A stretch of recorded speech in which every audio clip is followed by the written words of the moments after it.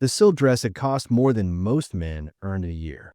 Now it hung in shreds around Charlotte Ashford's ankles as she pressed herself into the darkest corner of the abandoned wagon, trying to make herself invisible. The Montana night surrounded her with sounds that didn't exist back in Boston. Wolves howling somewhere in the distance, wind whistling through the broken canvas overhead, and footsteps, heavy boots crunching across frozen ground, getting closer with each passing second. 3 days ago, she'd been sleeping in a mansion with servants and silk sheets. 3 days ago, she had a future mapped out by her father, complete with a wedding date and a husband she didn't love. 3 days ago, she hadn't known what real fear felt like. Now she knew. Fear tasted like blood where she'd bitten her lip. Fear felt like the Derringer pistol clutched in her shaking hands, the last gift her mother had given her before dying. Fear sounded like those footsteps outside, circling the wagon like a predator closing in on wounded prey. "I know you're in there." The voice was male, low and rough. "And I know what you're running from." Charlotte's heart stopped. Her finger moved to the trigger. She had 2 bullets. If this was one of Hartwell's men, she'd use both and pray it was enough. The wagon door creaked open. Moonlight spilled across the floor, and a tall silhouette filled the doorway. The man's hands were raised, palms out, but that didn't mean anything. Her father's men were experts at looking harmless right before they struck. "Easy now," the stranger said, his voice gentler than before. "You're safe now, but we need to move. They're only an hour behind you." Charlotte's breath came in short gasps. "Who are you? How do you know about them?" "Name's Colt Brennan. Used to work your father's ranch down in the valley until I got fired for having a conscience." He took a careful step inside, and the moonlight caught his face. Young, maybe 30, with dark hair and eyes that looked tired. "I heard about the heiress who ran away from her own wedding. Figured you might need help." "I don't need anyone's help." The words came out shakier than she wanted. "I'm fine on my own." "No, you're not." He nodded toward her torn dress, her bleeding hands. "You've been running for 3 days with no food and no plan. Hartwell's got 6 men tracking you, plus your father's hired guns. You won't make it another night alone." The truth of his words hit hard. Charlotte had fled with nothing but the clothes on her back and her mother's gun. No food, no water, no idea where she was going, just away from the monster her father wanted her to marry. "Why should I trust you?" She kept the gun pointed at his chest. "Maybe you're one of them. Maybe this is a trick." Colt's jaw tightened. "If I was one of them, you'd already be dead or dragged back to that mansion. I'm offering you a choice, Miss Ashford. Come with me and maybe live, or stay here and definitely die." Gunshots echoed in the distance. Not close, but not far enough either. Colt's head snapped toward the sound, and Charlotte saw genuine worry cross his face. "That's them," he said. "We're out of time. You trust me or you don't, but decide now." Charlotte looked at the gun in her hands, then at the man standing in the doorway. Everything her father had taught her said not to trust anyone, especially not a ranch hand with nothing to gain by helping her. But her mother had taught her something different. Her mother had taught her to trust her instincts, and her instincts said Colt Brennan wasn't lying. She lowered the gun and stood up. "Where are we going?" Relief flickered across his face. "Somewhere they won't find you. Come on." Outside, a horse waited in the shadows. Big and dark, it shifted nervously as more gunshots cracked through the night air. Colt swung into the saddle, then reached down for Charlotte's hand. "You ever ridden double before?" "I've never ridden at all except side saddle at garden parties." She took his hand anyway. His grip was strong and calloused, nothing like the soft hands of the men in her father's world. He pulled her up behind him in one smooth motion. "Hold on tight. This won't be comfortable." Charlotte wrapped her arms around his waist, feeling the solid warmth of him through his shirt. The horse lunged forward, and she had to grab tighter to keep from falling. They crashed through brush and low branches, heading away from the wagon and into the wilderness. "Who is Hartwell, really?" Colt called back over the wind. "Your father's business partner?" "My father's monster." Charlotte's voice cracked. "He's killed before. His first wife died in a convenient accident 3 months after they married. I found the letters that proved it. That's when I knew I had to run. Why didn't you go to the law? My father owns the law in 3 counties. Sheriff, judge, marshal, all on his payroll. The bitter truth tasted like ash. I tried to tell him what I found. That's when he moved up the wedding date. Colt cursed under his breath. So he knows you know, and he knows I inherit my mother's fortune in 2 weeks when I turn 25. If Hartwell marries me first, he controls everything. If I die before the wedding, the money goes to my father. Charlotte pressed her forehead against Colt's back, suddenly exhausted. I'm worth more to both of them dead than free. The horse climbed higher into the mountains. Behind them, more gunshots rang out closer now. Charlotte heard men shouting, dogs barking. They'd found the wagon. They'd found her trail. How did you know where to find me? She asked. Tracked you from your father's estate. You left a pretty clear path for someone who grew up in a mansion. He didn't sound critical, just stating facts. I've been following you for 2 days, staying ahead of Hartwell's men. Figured I'd catch up to you before they did. But why? What do you get out of this? Colt was quiet for a moment. When he spoke again, his voice was hard. Your father's men burned down my family's ranch 5 years ago over a water rights dispute. My parents died in that fire. My little sister barely escaped. He urged the horse faster. I swore I'd never let men like him destroy another life if I could stop it. Call it revenge. Call it justice. Call it whatever you want. But no amount of money is worth becoming like them. Charlotte felt something shift in her chest. This wasn't charity or some misguided rescue mission. This was personal for him too. I'm sorry about your family. Save your sorry. We need to focus on keeping you alive. They rode in silence after that, the horse's hooves pounding against frozen earth. The night grew colder as they climbed higher. Charlotte's torn dress did nothing against the wind, and she started shivering uncontrollably. Colt felt her trembling against his back. He pulled the horse to a stop long enough to shrug out of his heavy coat and drape it around her shoulders. The gesture was so unexpected, so kind, that Charlotte felt tears sting her eyes. When was the last time anyone had shown her simple kindness without wanting something in return? There's a line shack about 2 miles ahead, Colt said. Old homestead that got abandoned. We can hole up there until I figure out our next move. What is our next move? Fort Benton. Federal marshal there. If we can reach him, you can testify about what Hartwell did, about what your father's done. Charlotte shook her head. They'll never let me reach Fort Benton alive. Then we don't let them catch us. Colt kicked the horse in motion again. Hold on. They burst through a line of pine trees and into a small clearing. A rough cabin stood in the center, barely more than 4 walls and a roof, but looked like a palace to Charlotte's exhausted eyes. Colt dismounted and helped her down. Her legs buckled the moment her feet touched ground, and he caught her before she fell. When's the last time you ate? 2 days ago. Some berries I found. She leaned against him, too tired to care about propriety. I don't know if they were safe to eat. Colt muttered another curse and half carried her toward the cabin. He kicked the door open and brought her inside. It was dark and cold, but at least it had walls.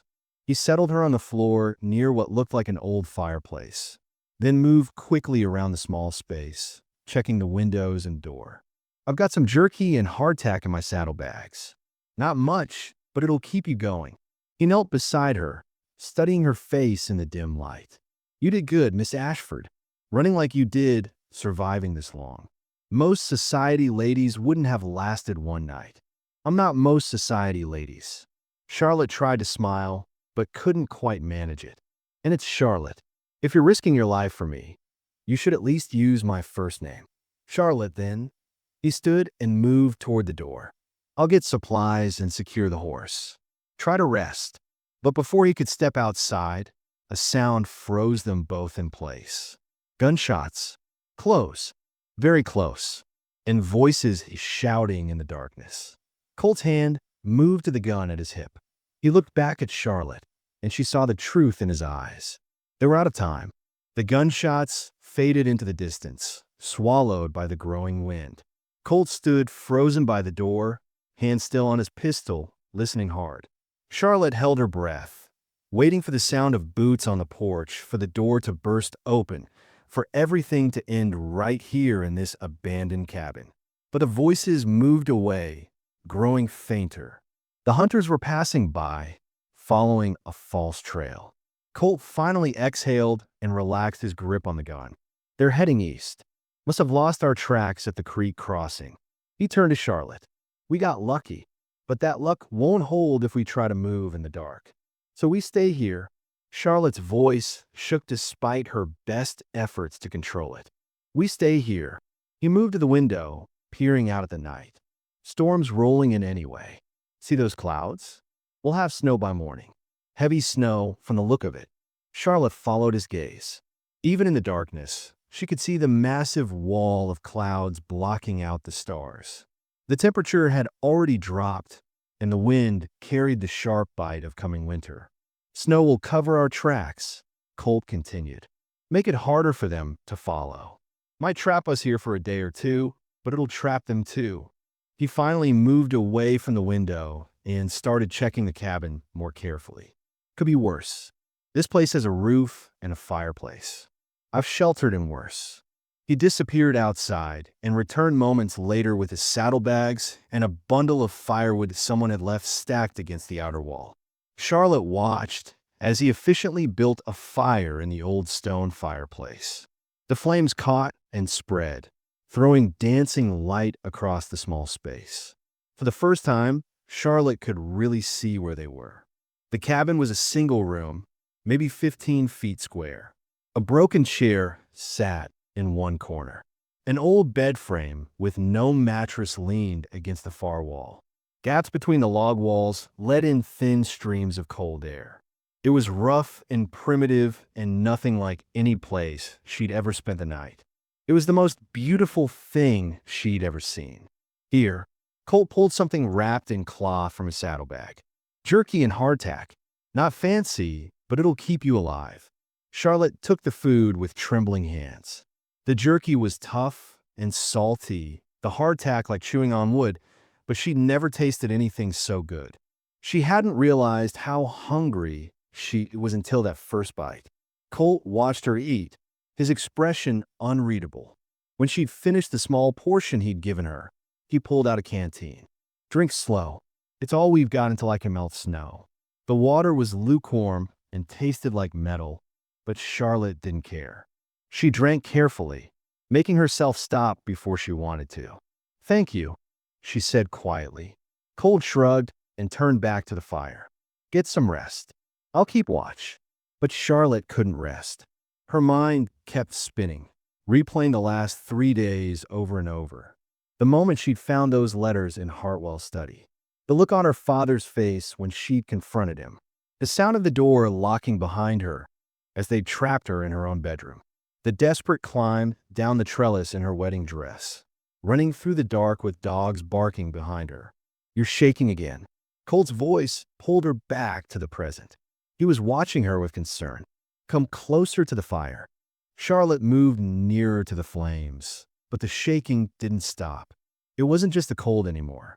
It was everything catching up to her all at once. The fear, the exhaustion, the reality that she could never go back to the life she'd known. Hey, Colt knelt beside her. You're safe right now. Focus on that. Am I? Charlotte looked at him. They're still out there. My father won't stop looking. Hartwell won't stop. And even if we reach Fort Benton, even if the marshal believes me, what then? My father owns half of Montana territory. He'll find a way to make this disappear. Maybe, but you're still breathing, still fighting. That counts for something. Colt sat back on his heels. Let me see your hands. Charlotte held them out. Her palms were raw and bleeding from her desperate flight through the wilderness, torn by branches and rocks. Colt pulled out a clean bandana and a small tin from his saddlebag. He opened the tin to reveal some kind of salve. This'll sting, he warned, then gently cleaned the wounds and applied the medicine. His hands were rough and calloused, but his touch was careful, tender. Charlotte couldn't remember the last time anyone had touched her with such simple kindness. "Your feet, too," he said. "Take off those shoes. They're destroyed anyway." Charlotte's face flushed, but she obeyed. Her silk slippers had fallen apart miles ago. Her feet were blistered and bloody, some of the wounds already showing signs of infection. Colt's jaw tightened when he saw them. "Christ, you walked on these for 3 days.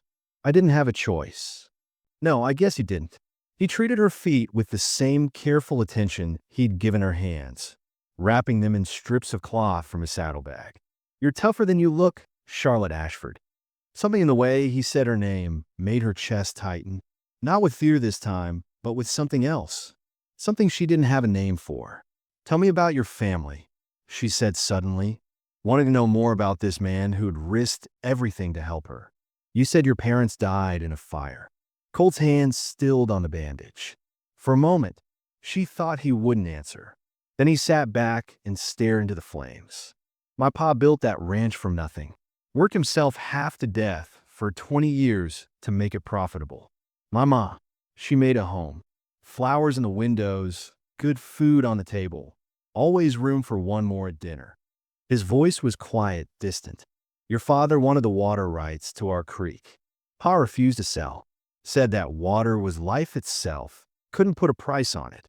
So my father took it anyway," Charlotte finished softly. "His men came at night. Torched the barn first, then the house. Pa tried to fight them off. Ma tried to save the animals." Colt's hands clenched into fists. "I was in town buying supplies. My sister Sarah was visiting a friend. By the time we got back, everything was gone. Both of them dead. The ranch burned to ashes. Colt, I'm so sorry. Your father's men claimed it was an accident. Lantern fire, they said. The law believed them because the law worked for your father." He looked at her then, and she saw old pain in his eyes. "Sarah went to live with our aunt in Oregon. I stayed, worked whatever ranch jobs I could find. Kept my head down. But I never forgot. Never forgave." Charlotte understood then. This wasn't just about saving her. This was about striking back at the man who destroyed his life. "I'm a weapon to you, a way to hurt my father." "That's how it started," Colt admitted. "When I heard about you running, I thought, here's my chance. Help her testify, bring down Marcus Ashford, watch his empire crumble." He met her eyes steadily. "But that changed when I saw you in that wagon. Alone, terrified, but still fighting. Still refusing to give up. You could have stayed in that mansion, married Hartwell, lived in comfort even if it meant living in fear. But you chose to run, chose freedom over safety. That takes real courage. Or desperation. Same thing sometimes." He added more wood to the fire. "My point is, you're not just a weapon to me anymore. You're a person who deserves better than what your father planned for you." Outside, the first snowflakes began to fall. Charlotte watched them through the gaps in the walls, fat white flakes drifting down in the firelight. The storm Colt had predicted was here. "Tell me about your mother," Colt said. "You mentioned she gave you that gun." Charlotte touched the Derringer in her pocket. "She died when I was 10. Pneumonia, they said, but I think it was really a broken heart. My father loved money more than he loved her. She knew it. Everyone knew it. The memories came flooding back. She was beautiful and kind and completely trapped. On her deathbed, she gave me this gun and made me promise something." "What?" "She made me promise I'd never let a man cage me the way my father caged her. She said some things are worth dying for, and freedom is one of them." Charlotte's voice cracked. "I didn't understand then. I was just a child. But I understand now. That's why you ran. That's why I ran." Charlotte wiped her eyes. "My father raised me to be ornamental. The perfect daughter, the perfect hostess, the perfect bride for whatever business partner he wanted to impress. But my mother had taught me to read before she died. After she was gone, I kept reading. I taught myself mathematics from my father's books. Started understanding the ledgers he left lying around." "And you found something?" Colt guessed. Charlotte nodded. "I found everything. The bribes, the extortion, the destroyed lives. Families like yours, broken so my father could build his empire." She stared into the fire. I confronted him 6 months ago, told him I knew what he was, that I wanted no part of it. Let me guess. That's when Victor Hartwell entered the picture. My father said if I wouldn't be a proper daughter, I could at least be a useful one. Hartwell wanted a respectable wife to cover up his first wife's murder. My father wanted Hartwell's railroad connections. I was the price of their deal. Her hands clenched. They moved the wedding up when they realized I might try to run. Locked me in my room. Posted guards. But they forgot I used to climb trees as a child. The trellis outside my window held my weight. Colt was quiet for a long moment. Then he said, "You know you can't go back. Even if we stop Hartwell, even if we expose your father, your old life is gone." I know. Charlotte surprised herself with how calm she felt. I've been mourning that life for 3 days. But the truth is, it was never really mine anyway. It was a cage made of silk and gold, but it was still a cage. What will you do after all this is over? Charlotte looked at him, really looked at him. This rough cowboy with sad eyes and gentle hands. This man who'd lost everything to her father, but still chose to help her instead of seeking revenge. I don't know. I've never had to make my own choices before. It's terrifying. It's also freedom. Colt smiled then, a real smile that transformed his weathered face. You'll figure out. You're stronger than you think. The snow was falling heavily now, piling up against the cabin walls. The wind howled, shaking the door on its hinges. Charlotte felt her exhaustion finally catching up to her. The warmth of the fire, the food in her stomach, the safety of these four walls, it all combined to make her eyelids heavy. "You should sleep," Colt said. "I'll keep watch. What about you? You need rest too. I'll sleep when you wake up. We'll take turns." He pulled a thin blanket from his saddlebag and handed it to her. "It's not much, but it's better than nothing." Charlotte took the blanket and curled up near the fire. The floor was hard and cold, but she'd slept in worse places over the last 3 days. She closed her eyes, listening to the storm outside and the crackle of the fire. She must have dozed off because the next thing she knew, she was falling, tumbling through darkness. Dogs barking, men shouting, hands grabbing at her torn dress. Hartwell's face looming over her, his smile cold and cruel. "Did you really think you could run from me?" Charlotte jerked awake with a gasp. Strong hands gripped her shoulders, and for one terrifying moment, she thought the nightmare was real. "Easy, easy. It's just me. You're safe." Colt's voice cut through the panic. "Just a dream. You're safe." Charlotte realized she was shaking again, tears streaming down her face. Colt pulled her against his chest, one hand stroking her hair. "You're safe," he repeated. "I've got you." And Charlotte, who'd been raised to never show weakness, who'd spent 3 days being strong and brave and terrified, finally broke. She cried into Colt's shirt, great shuddering sobs that shook her whole body. She cried for her mother, for her lost innocence, for the life she'd never have. She cried for Colt's parents and his burned ranch, and all the people her father had destroyed. Colt just held her, steady and warm and real. He didn't tell her to stop crying, didn't tell her everything would be fine. He just held her until the tears ran out and she was left exhausted and empty. "Better?" he asked softly. Charlotte nodded against his chest. She should pull away, should remember propriety and proper behavior. But she was so tired of being proper. And Colt's arms felt like the safest place in the world. "You can sleep here," he said. "I don't mind." So Charlotte did something she'd never done before.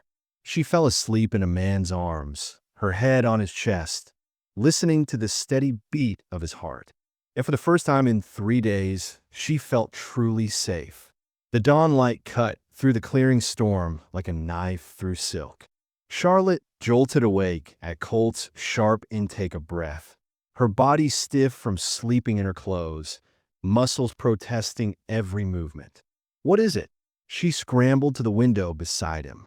3 dark figures moved across the white landscape, their horses picking careful paths through the snow. Even at this distance, she could see the glint of rifle barrels. "We move now." Colt was already gathering their sparse supplies. movements efficient despite the exhaustion etched into his face. Fort Benton. There's a federal marshal there, Marshal Davies. Good man. You testify against Hartwell, and he'll make sure the right people hear it. Charlotte's laugh was bitter as she wound her tattered shawl around her shoulders. They'll never let me reach Fort Benton alive. He met her eyes, and she saw the steel beneath his weariness. Then we don't let them catch us. They were mounted and moving within minutes, Colt destroying their tracks as best he could with a broken pine branch. Charlotte settled into the saddle behind him, her arms wrapped around his waist. She'd learned to ride as a child, one of the few freedoms her mother had insisted upon before she died. The feel of a horse beneath her, the rhythm of hoofbeats, brought back memories of better days. "Can you ride alone?" Colt asked, glancing back at her. "Yes." He swung down at the next rise, helping her transfer to a sturdy mare they'd found in the Line Shack's ramshackle stable. The horse was half wild, but Charlotte's hands were steady on the reins. "Stay close," Colt said. "We're heading for the high passes. Harder terrain, but better cover." They pushed the horses hard through the morning, following game trails that wound between towering pines. Behind them, the pursuers maintained their distance, close enough to keep them running, far enough to stay fresh. Charlotte understood the strategy. They were being herded, exhausted, driven toward some predetermined trap. "They know this country better than I do," Colt admitted, his jaw tight. "Hartwell owns half the land between here and the fort." The sun climbed higher, melting the snow into treacherous slush. Charlotte's mare stumbled twice, each time threatening to throw her. Her hands ached from gripping the reins. Her thighs burned from maintaining her seat, but she didn't complain. Complaints were a luxury neither of them could afford. By midday, they'd reached a place where the mountain gave way to a churning river, swollen with snowmelt. The water was the color of steel, chunks of ice spinning in the current. "We have to cross," Colt said, but his horse balked at the water's edge, ears flat against its skull. Charlotte's mare danced sideways, whites showing in her eyes. The roar of the river filled Charlotte's ears, drowning out thought. She could see the far bank, so close perhaps 30 yards, but the water between looked like death. "Come on," Colt urged his horse forward. The animal took 3 steps into the shallows, then reared with a scream of terror. Charlotte saw it happen as if time had slowed. Her mare bolted sideways, panicked by the other horse's fear. The riverbank crumbled beneath iron-shod hooves. And then she was falling, the sky wheeling above her, before the river's icy fist closed around her body and dragged her down. The cold was a living thing, a monster with teeth that bit through every layer of clothing, through skin, through bone. Charlotte kicked frantically, her heavy skirts wrapping around her legs like burial shrouds. The current tumbled her, slamming her against submerged rocks. She caught a glimpse of daylight, gasped for air, and went under again. Strong hands locked around her wrist. Colt's face appeared above her, his mouth moving in words she couldn't hear over the water's roar. He pulled, fighting the current that wanted to claim them both. Charlotte kicked harder, using his grip as an anchor. Together they struggled toward the bank, inch by desperate inch. Her feet found mud. She crawled forward on hands and knees, Colt half dragging her, until they collapsed on solid ground. She vomited river water, her body shaking so violently she thought her bones might shatter. "Charlotte." Colt's hands were on her face, turning her toward him. "Charlotte, look at me. Are you hurt?" She tried to answer, but her teeth were chattering too hard to form words. Behind them, her mare screamed. Charlotte turned in time to see the horse being swept downstream, still fighting the current, before the river carried her around a bend and out of sight. "We need to move." Colt was stripping off his soaked coat, wrapping it around her shoulders despite his own shivering. "Hypothermia will kill us faster than bullets if we don't get warm." But they were on foot now, and the sound of approaching hoofbeats echoed off the canyon walls. Colt grabbed her hand, pulling her up the slope. They ran, stumbling over loose rocks, branches whipping at their faces. The canyon narrowed ahead, stone walls rising on either side like the jaws of a trap. There was no choice but to go forward. The shot came without warning, rock exploding inches from Colt's head. He shoved Charlotte behind a boulder, drawing his revolver in one smooth motion. A man stood at the canyon's mouth, silhouetted against the sky. He was lean and weathered, dressed in buckskin, a rifle in his hands. Charlotte recognized him. Jake Mercer, Hartwell's best tracker. She'd seen him once at her father's house, watching her with eyes that held no more warmth than a snake's. That's far enough. Mercer's voice echoed off the stones. He worked the rifle's lever, chambering another round. Mr. Hartwell wants his bride back. Can't say he mentioned what condition. Colt fired twice. Mercer ducked behind cover, returning fire.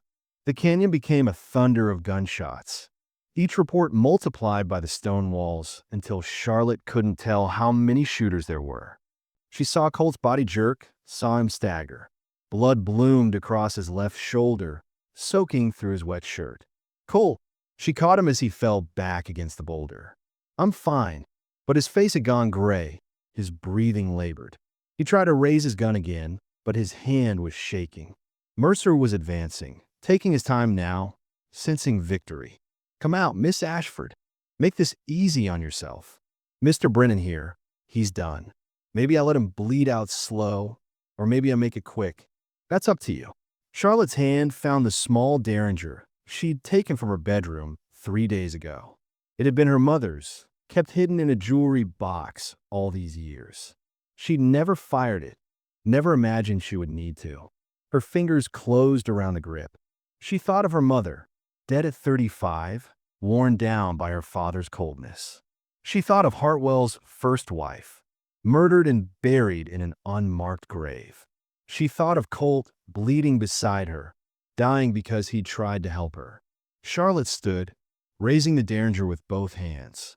Mercer turned toward her, surprise flickering across his face. His rifle was lowering, swinging toward her position. She could see his finger tightening on the trigger. She fired. The derringer's kick nearly broke her wrist. The sound was small compared to the rifle's, almost apologetic. Mercer stopped. He looked down at his chest, where a red stain was spreading across his buckskin shirt. His rifle slipped from his hands, clattering on the stones. He took one step, then another, before his knees buckled and he fell forward. Charlotte stood frozen, the gun still extended, smoke curling from its barrel. She'd killed a man. She looked another human being in the eye and ended his life. Her hands started to shake, then her arms, then her whole body. The derringer fell from her nerveless fingers. Charlotte. Colt's voice seemed to come from very far away. Charlotte, we have to move. She couldn't move, couldn't think. There was blood on her dress. Was it hers? Colt's? Mercer's?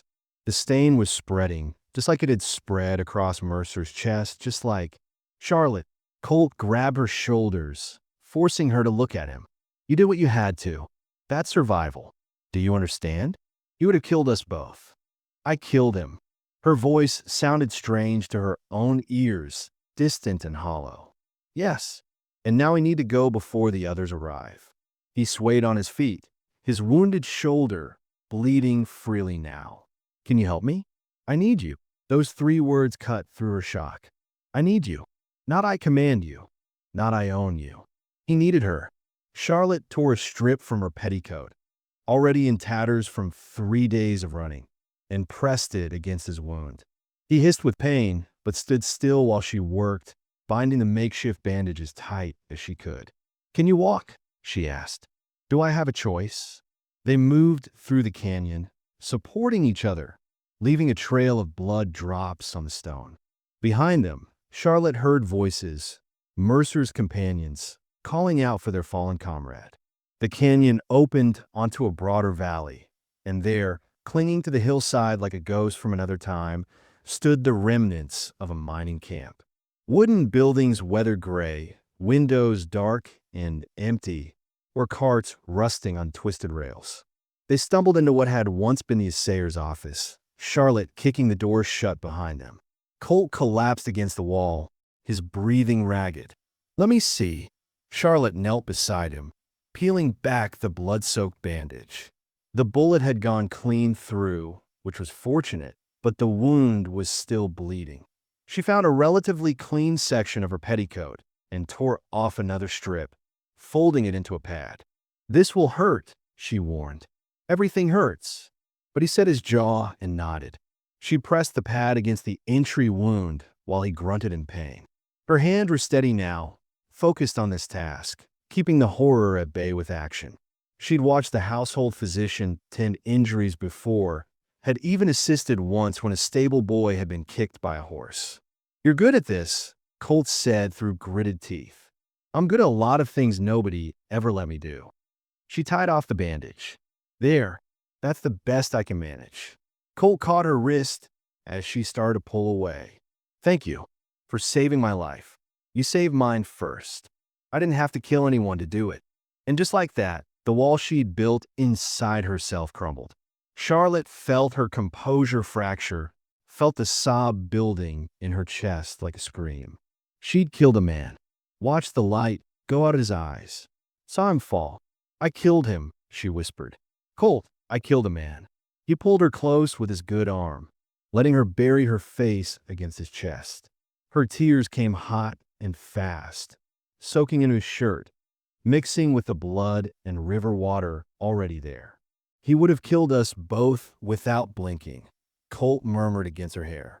"You did what you had to." "That's not murder, Charlotte. That's survival." "It doesn't feel like survival. It feels like damnation." "I know." His hand stroked her back, gentle despite his own pain. "I know it does, but you're alive. That's what matters. You're alive, and you're free, and nobody's going to take that from you again." Charlotte cried until she had no tears left, until her body was empty of everything except exhaustion. When she finally pulled back, Colt's face was inches from hers, his dark eyes searching her features. "Charlotte," he breathed. She didn't know who moved first. Perhaps they both did, drawn together by gravity, by need, by something deeper than either could name. His lips found hers, and she kissed him back with desperate intensity, tasting salt and copper and life. The kiss was nothing like the tepid pecks Hartwell had forced on her during their courtship. This was fire and hunger and hope all tangled together, a claim and a question and an answer. When they broke apart, both breathing hard, Charlotte rested her forehead against his. "We should rest," she whispered, though rest was the last thing on her mind. "We should," Colt agreed, but his hand was cupping her face, his thumb tracing her cheekbone with infinite tenderness. Outside, the sound of multiple horses shattered the moment. Heavy boots hit wood as men dismounted. Charlotte's blood turned to ice. A cultured voice, smooth as poison honey, called out, "Charlotte, I know you're in there." "Hartwell." Then another voice, harder, more commanding, "Come home. This ends now." Her father. Charlotte met Colt's eyes and saw her own despair reflected there. They were surrounded. There was no escape. The chase was over. Charlotte moved to the broken window, keeping low. 6 armed men flanked the building, rifles trained on every exit. In the center stood Victor Hartwell, immaculate in his traveling coat, despite the wilderness around him. Beside him, her father sat astride a black stallion, his face carved from granite. "Charlotte." Her father's voice carried the weight of assumed authority. "Be reasonable. We'll forget this happened. Come home." Hartwell's smile was a predator's grin. "Or watch your cowboy die slow. Your choice, my dear." Colt struggled to his feet beside her, his gun in his good hand. "Don't," he whispered. "Live free or die trying." Something crystallized inside Charlotte in that moment. All the fear, all the running, all the years of silent submission burning away like morning frost. She stood, fully visible in the window. "I'd rather die free than live in a cage." Her father's face purpled. You ungrateful. Everything I built was for you. You built an empire on broken backs and murdered wives. Charlotte's voice rang clear across the camp. I want no part of it. Hartwell's eyes narrowed. Take her. Kill the cowboy. His men advanced, boots crunching on gravel. Colt raised his revolver despite his injury, his aim steady. The standoff crystallized. 6 guns against 1 wounded man and an heiress with an empty derringer. Stop. Charlotte's command froze them all. Before you take another step, gentlemen, you should know about the letters. Hartwell's confidence flickered. What letters? The ones I sent to my lawyer in Denver. Jonathan Pierce, you know him, father. Mother's cousin. Charlotte smiled, and it was sharp as broken glass. Every piece of evidence I gathered. Hartwell's first wife's death certificate with the suspicious circumstances. The forged documents. The witness statements I collected from workers you thought too afraid to talk. The ledgers showing how you stole land from homesteaders. Her father's horse shifted beneath him. You're bluffing. Am I? Jonathan has instructions. If I don't send a telegram within 1 week, everything goes to the newspapers. The Denver Post, the Chicago Tribune, the New York Times. She paused. I may die today, father, but so will your empire. Dead heiresses make excellent martyrs.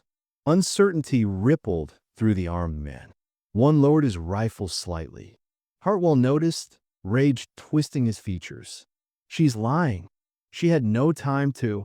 I had 3 months, Charlotte interrupted. 3 months while you and father planned your perfect wedding. While you thought I was choosing flowers and china patterns, I was documenting every crime, every theft, every murder. She met Hartwell's eyes, including what really happened to Elizabeth. Hartwell's hand moved to his gun. You little federal marshal, lower your weapons. The voice came from behind the building. Charlotte's heart leaped as a broad-shouldered man in a marshal's badge emerged from the trees, 2 deputies flanking him. Marshal Davies, just as Colt had described. Iron gray hair, weathered face, eyes that missed nothing. Marshal Davies. Colt's relief was audible. You got my telegram. 2 days ago. Been tracking this party since they left Fort Benton. Davies's gaze swept the armed men. I said lower your weapons. Now.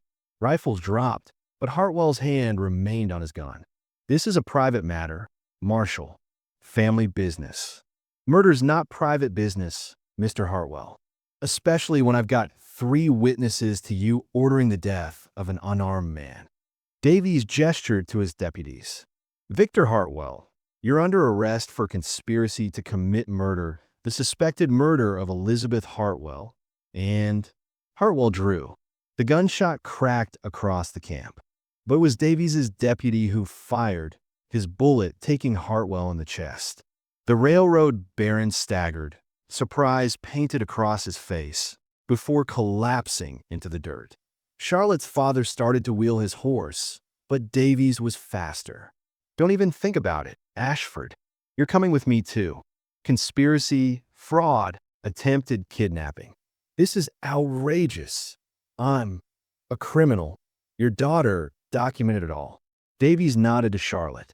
Miss Ashford's testimony, combined with the evidence she collected, is more than enough. Charlotte watched as they shackled her father, his protests fading to impotent fury. His eyes found hers, and she saw something she'd never seen before: fear. You've destroyed everything, he hissed as they led him away. No, father. You did that yourself. I just made sure everyone knew. When they were gone, Charlotte's legs gave out. She sat heavily on the steps of the assayer's office, her whole body trembling with aftermath. Colt sank down beside her, his face pale with blood loss. Marshal Davies approached, his expression softening. You're free to go, Miss Ashford. We'll need your full testimony in a few days, but for now, you're safe. Thank you, Marshal. Thank your friend here. His telegram gave us just enough time to catch up. Davies glanced at Colt's wound. Get that looked at in Fort Benton. Doc Miller's office is 2 streets from the jail. As the marshal and his prisoners disappeared into the distance, Charlotte finally allowed herself to breathe. Free. She was actually free. We should go, Colt said quietly. Fort Benton's half a day's ride. Can you make it? Do I have a choice? But his smile was weak, his skin clammy.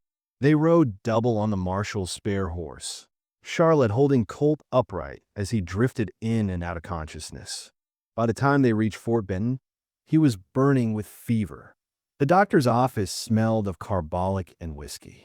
Charlotte refused to leave Colt's side as Dr. Miller cleaned and stitched the wound, his expression grave.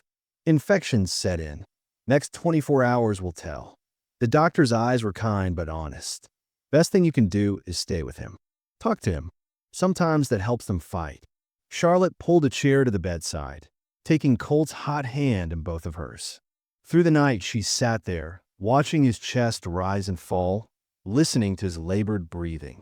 Don't leave me, she whispered as dawn light crept through the window. Not now. Now when we're finally free. His fingers twitched in hers, and she held on tighter, willing her strength into him, refusing to let go. 2 weeks passed like a slow dream.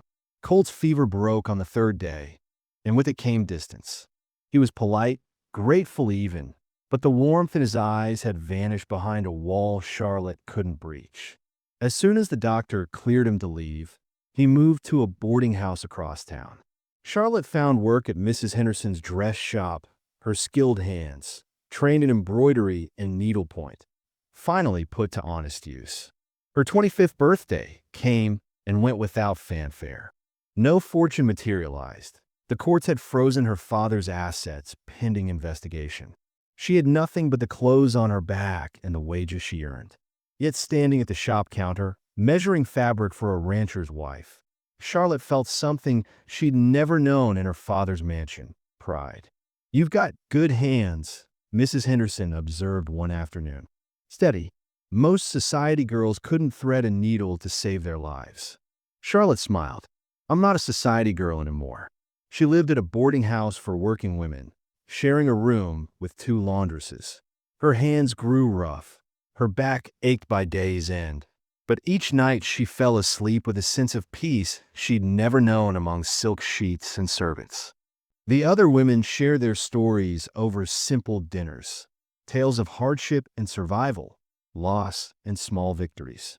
Charlotte listened and learned what real life meant beyond gilded cages. But she watched for Colt. Couldn't help it. Caught glimpses of him on the street, in the general store, once at the church social. Each time he saw her, he'd nod politely and turn away, as if they were strangers who'd never held each other through a blizzard, never kissed in an abandoned mining camp. It hurt more than she'd expected. Then Sarah from the boarding house mentioned it casually over breakfast.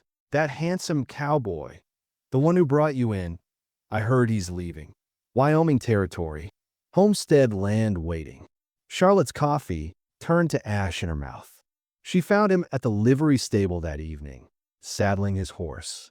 The same horse that had carried them both through 3 days of running. You were going to leave without a word. Her voice came out harder than she'd intended. Colt's hands stilled on the saddle, but he didn't turn around. Figured it was better this way. Better for whom? For you. He finally faced her, and she saw the pain he'd been hiding. Charlotte, you're an heiress. I'm nobody. I didn't want you feeling obligated.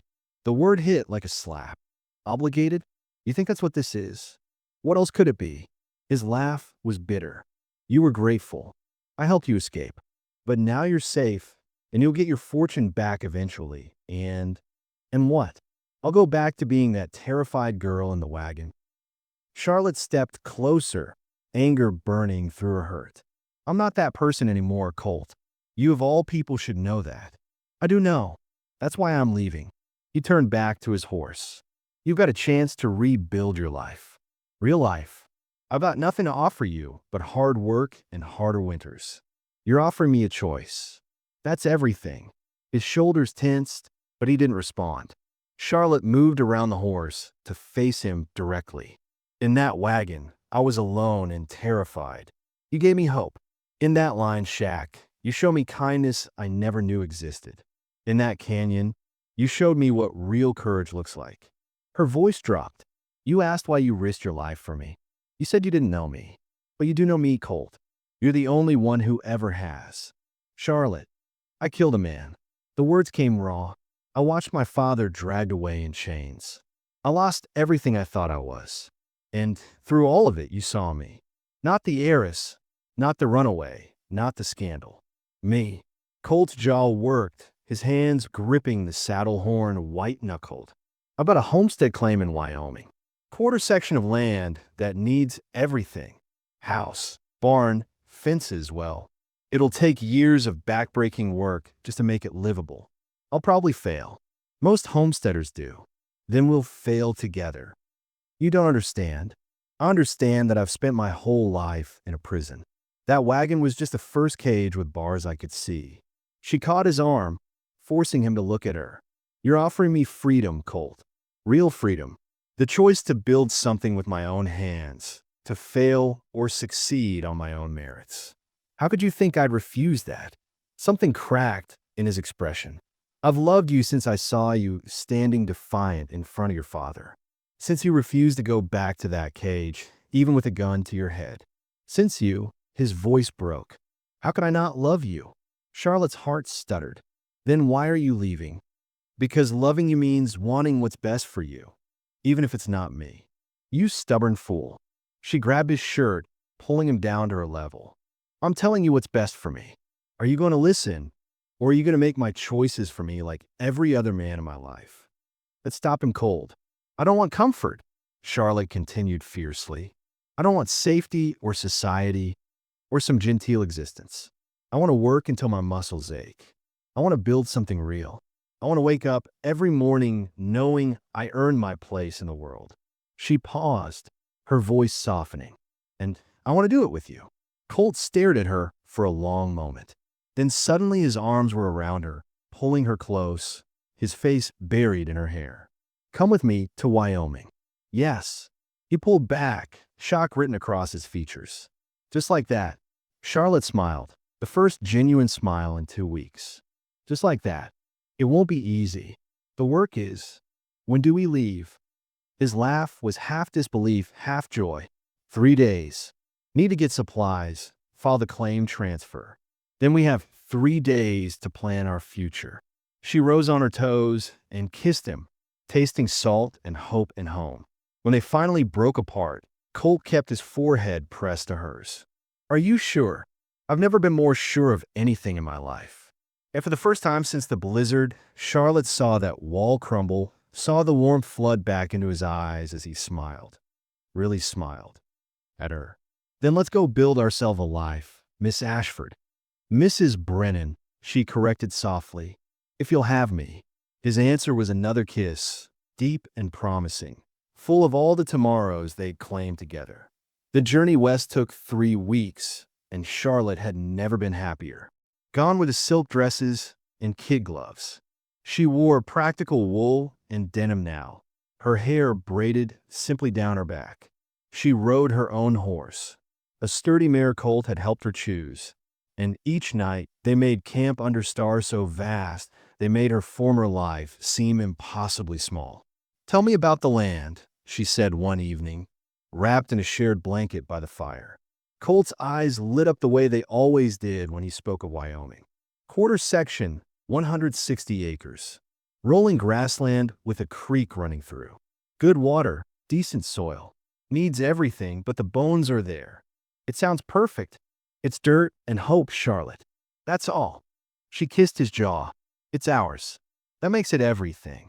When they finally crossed into Wyoming territory, Charlotte understood what he'd meant. The land stretched endlessly, wild and untamed, belonging to no one and everyone. The plot they claimed was marked only by wooden stakes and a hastily filed paper at the land office. Home, Colt said quietly, dismounting. Charlotte slid from her saddle and walked to the center of their claim. The grass whispered around her legs. The wind carried the scent of sage, and the mountains rose purple in the distance. It was raw and beautiful and utterly theirs. Let's start building, she said. The work was brutal. They lived in a canvas tent while Colt cut logs for the cabin. Charlotte learned to cook over an open fire, burning more meals than she succeeded at first, laughing at her mistakes instead of despairing over them. Her hands blistered, then calloused. Her back ached. She'd never felt more alive. Neighbors came, other homesteaders drawn by the promise of free land and hard work. They helped raise the cabin walls in a single day, the frontier way, then stayed for a celebration featuring Charlotte's improving cooking and Colt's carefully hoarded whiskey. "You're one of us now," Mrs. Kowalski from the neighboring claim told her. "That fancy past don't matter out here. Just what you can do with your hands." 6 weeks after they'd arrived, a telegraph came to the nearest town. Charlotte's father had died in prison. Heart failure, the message said. The assets were being unfrozen. As sole heir, everything would come to her. Colt found her sitting by the half-built cabin, the telegram in her hands. "I'm sorry," he said quietly. "I'm not sure I am." Charlotte looked up at him. "Is that terrible?" "It's honest." He sat beside her. "What will you do with it?" She'd been thinking about that all afternoon. "Most of it goes to a workers' relief fund. Help the families my father hurt. Keep enough to improve the homestead, better tools, livestock, maybe hire help during harvest season. You don't have to. I want to." She folded the telegram. "This land is ours because we're working it, not because money bought it. The money can help, but it won't define us." Colt pulled her close, kissing her temple. "Have I mentioned that I love you?" "Not in the last hour." His laugh rumbled through his chest. "Then I'm overdue." 6 months after that desperate night in an abandoned wagon, Charlotte stood in front of their completed cabin. It was small, just 2 rooms and a loft, but solid. The garden she planted was thriving. Chickens pecked in the yard, and 2 cows grazed near the creek. In the distance, Colt was building the fence line, his shirt plastered to his back with honest sweat. She wore a simple work dress, her hands stained with soil from the garden. Her face was sun-browned, her hair escaping its practical bun. She looked nothing like the terrified heiress who'd fled a forced marriage. She looked like herself. Mrs. Kowalski and 3 other neighbor women were coming for dinner, bringing their families. Charlotte had a venison roast in the oven, finally mastering the temperamental thing, and fresh bread cooling on the sideboard. "Charlotte," Colt's voice carried across the meadow. "Come see this sunset." She ran to him, actually ran, something the old Charlotte would never have done, and he caught her, spinning her around before setting her on her feet. Together, they watched the sky burn gold and crimson over their land. "Do you ever regret it?" he asked quietly.